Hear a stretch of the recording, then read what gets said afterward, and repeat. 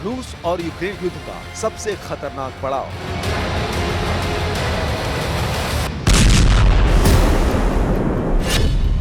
Ukraine में उठेगी तबाही की नई लहर।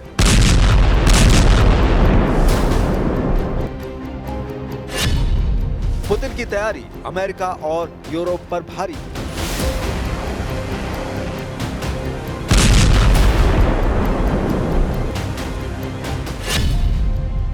वॉर जोन से आई नए महासंग्राम की आहट।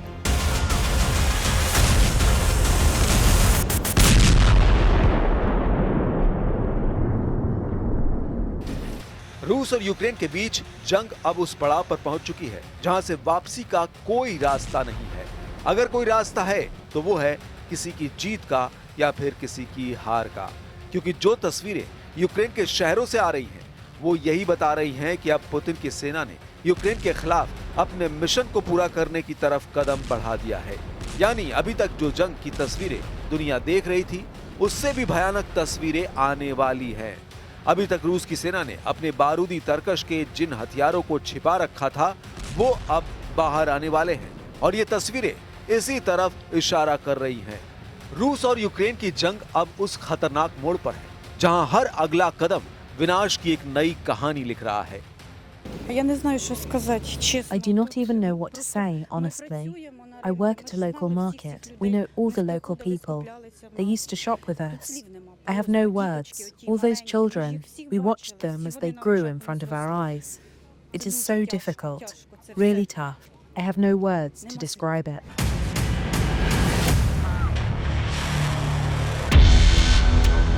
पुतिन की सेना अब सिर्फ फ्रंट लाइन पर नहीं बल्कि सीधे यूक्रेन के दिल पर वार कर रही है।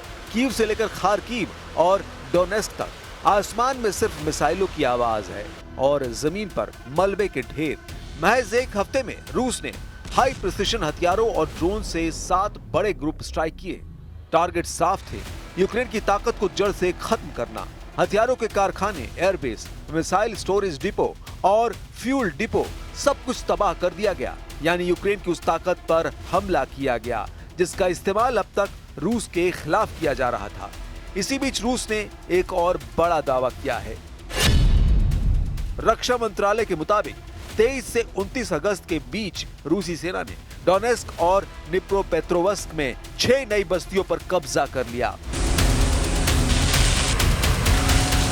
इसका मतलब है कि धीरे धीरे रूस यूक्रेन के नक्शे से गांव और कस्बे मिटाता जा रहा है।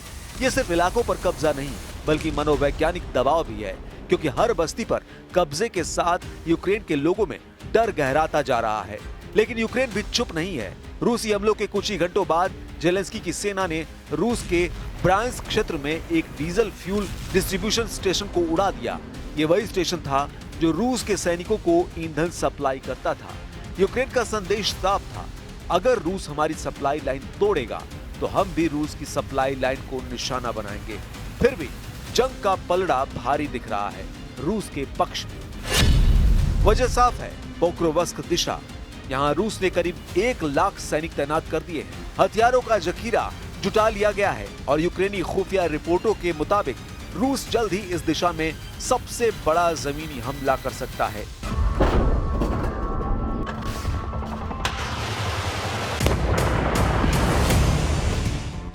जेलेंस्की का दावा है कि फ्रंट लाइन ब्रॉडली कंट्रोल में है, लेकिन उनकी चिंता छिपी नहीं रह गई। उन्होंने खुद माना पोक्रोवस्क में हालात बेहद चुनौतीपूर्ण हैं। ये वही इलाका है जहां से अगर रूस आगे बढ़ता है तो यूक्रेन के पूर्वी मोर्चे की डिफेंस लाइन ध्वस्त हो सकती है। ये सब मिलकर उस तस्वीर को और साफ करते हैं जिसका अंदेशा दुनिया को पहले ही है कि ये जंग अब रुकने वाली नहीं। रूस और यूक्रेन दोनों ही अपने अपने पत्ते पूरी ताकत से खेल रहे हैं। पुतिन ने अपने सैनिकों को तैयार कर दिया है और यूक्रेन अपने हर जवाबी वार में यह दिखाना चाहता है कि वो अभी भी जंग के मैदान में खड़ा है।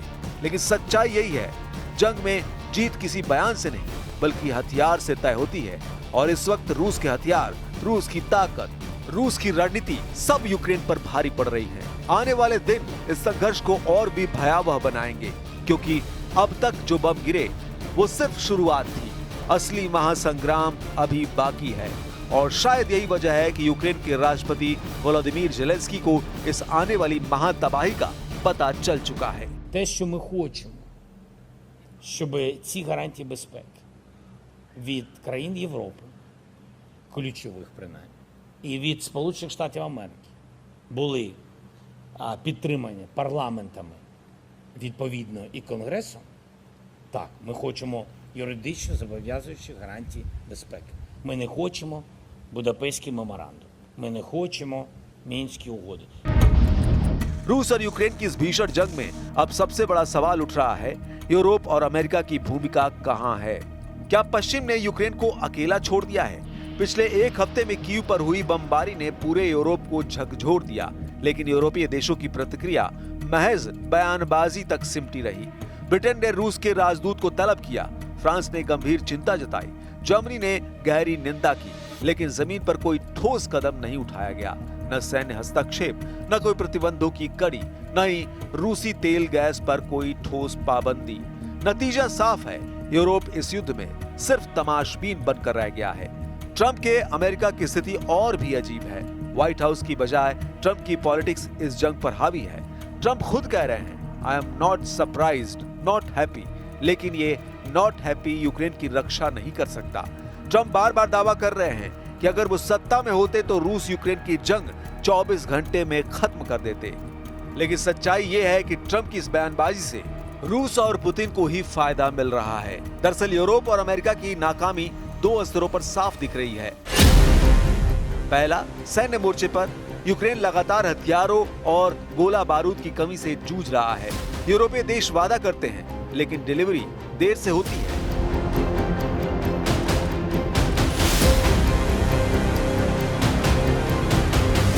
अमेरिका से आने वाले एड पैकेज पर कांग्रेस में राजनीति हो रही है। यही वजह है कि ज़ेलेंस्की बार बार कानूनी सुरक्षा गारंटी की मांग कर रहे हैं। यूक्रेन की नाकामी की दूसरी वजह भी समझिए, यह है डिप्लोमेटिक मोर्चा।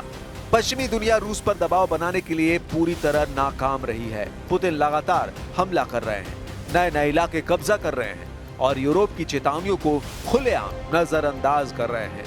ब्रिटिश काउंसिल और ईयू दफ्तर पर हुए हमले इसका जीता जागता सबूत हैं।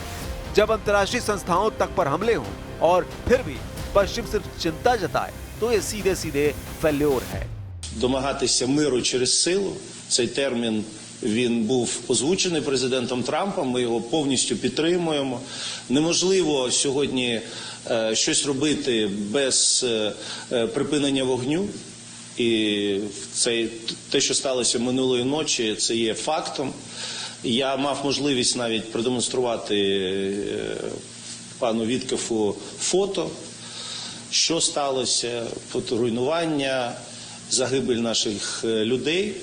Також ми говорили про те, що ми працюємо з нашими американськими і європейськими партнерами над гарантіями безпеки. Це дуже важливо, і без них неможливо дивитися вперед. І сьогодні Україна і українці, безумовно, потребують дуже чітких і дуже сильних гарантій безпеки. І саме про такі гарантії безпеки ми говоримо.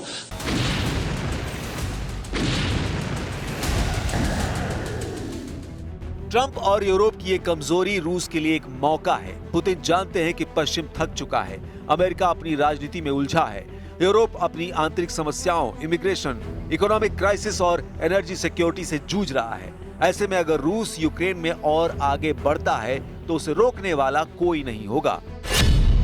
यही वजह है कि आज दुनिया भर में नैरेटिव बन रहा है कि ट्रंप और यूरोप पूरी तरह फेल हैं। ज़ेलेंस्की को उम्मीद थी कि पश्चिम उनके लिए ढाल बनेगा, लेकिन अब वही पश्चिम सवालों के घेरे में है। इस युद्ध का असली सच यही है कि जब बड़े देश राजनीतिक बयानबाजी और कूटनीतिक दिखावे में उलझ जाते हैं, तब छोटे देश युद्ध भूमि पर अकेले पड़ जाते हैं। और इस वक्त यूक्रेन उसी अकेलेपन का सबसे बड़ा उदाहरण है। लेकिन ये मामला सिर्फ यूक्रेन की बेचारगी तक सीमित नहीं है। ये हालात तमाम चुनौतियों के बीच लगातार बढ़ती रूस की ताकत और पुतिन की मजबूत इच्छा शक्ति की तरफ भी इशारा करते हैं।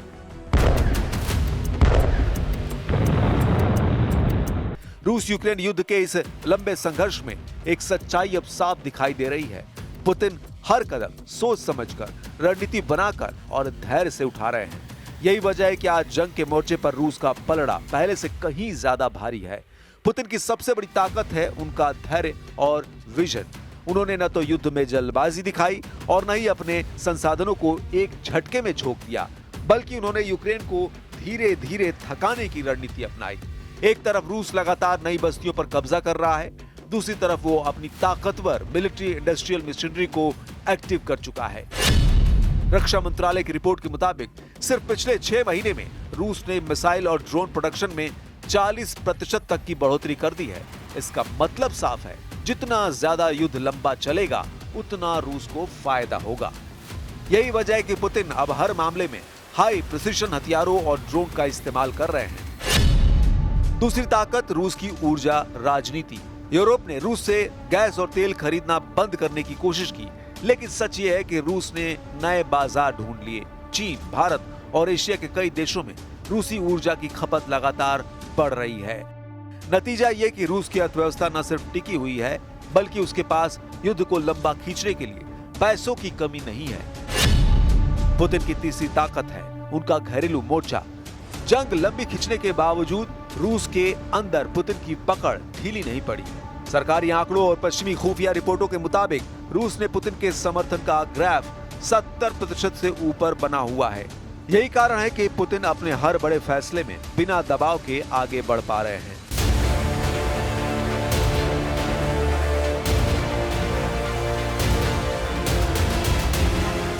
इसके अलावा पुतिन की कूटनीतिक रणनीति भी पश्चिम के लिए बड़ी चुनौती है। ब्रिक्स देशों से लेकर ग्लोबल साउथ तक रूस ने लगातार अपने लिए समर्थन जुटाया है। अफ्रीका, लैटिन अमेरिका और एशिया के कई देश रूस को एंटी वेस्ट ताकत के तौर पर देख रहे हैं। संयुक्त राष्ट्र में भले ही निंदा प्रस्ताव आते हों, लेकिन असल दुनिया में पुतिन को कूटनीतिक अकेलापन झेलना नहीं पड़ रहा। और अब चौथी और सबसे अहम ताकत, फौजी जमावड़ा। यूक्रेन के राष्ट्रपति जेलेंस्की ने खुद स्वीकार किया है कि रूस ने पोक्रोवस्क दिशा में लगभग 1 लाख सैनिक तैनात कर दिए हैं। इसके साथ ही टैंकों, तोपों और मिसाइलों का विशाल भंडार तैयार है। इसका मतलब है कि आने वाले दिनों में रूस किसी भी वक्त सबसे बड़ा जमीनी हमला कर सकता है। इन सारी बातों को जोड़कर देखें तो तस्वीर साफ हो जाती है। पुतिन न तो थके हैं, न झुके हैं और न ही रुके हैं। वो युद्ध को अपनी शर्तों पर आगे बढ़ा रहे हैं। पश्चिम की कमजोरी और यूक्रेन की थकान ने उन्हें और मजबूत बना दिया है। यही कारण है कि आज की दुनिया में ये नैरेटिव मजबूती से उभर रहा है कि अब इस जंग का फैसला पुतिन के बम से होगा।